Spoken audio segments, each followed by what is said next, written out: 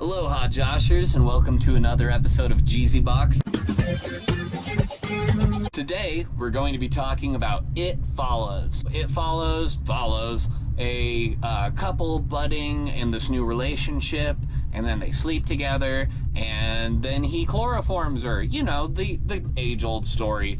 Post-chloroforming, she wakes up tied to an office chair in her underwear. Dude is holding her in like some sort of abandoned, kind of partially destroyed parking garage, and then this thing starts walking towards them. And by thing, I mean it looks like a regular person. Sunken eyes or something, or there's like the weird lurchy version. Thing shows up, starts walking towards them, and it kind of like walks at like kind of a, you know, regular pace.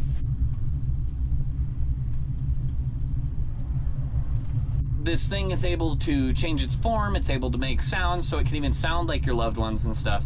It will do everything in its power to get to you. You can drive as far as you want, lock all the doors. It knows where you are.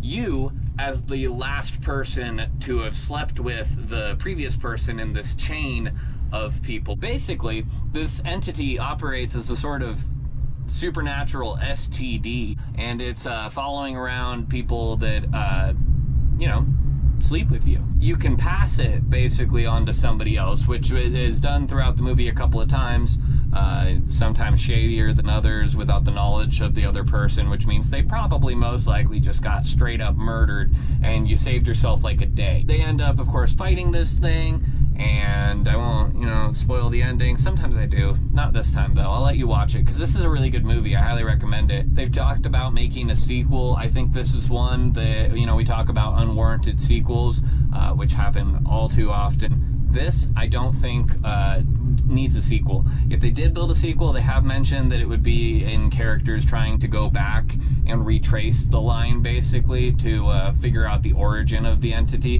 which could be potentially exciting, but half the disappointment or cheese that comes in horror movies is the explain. It's when it, you know, they pull off the mask and it's, oh, it's Farmer Jenkins, you know, like that's when you lose your whole scare factor, because then it's just Farmer Jenkins, and yeah, dude's been murdering people in the crop fields for a couple weeks, but it's still Farmer Jenkins. Not that scary.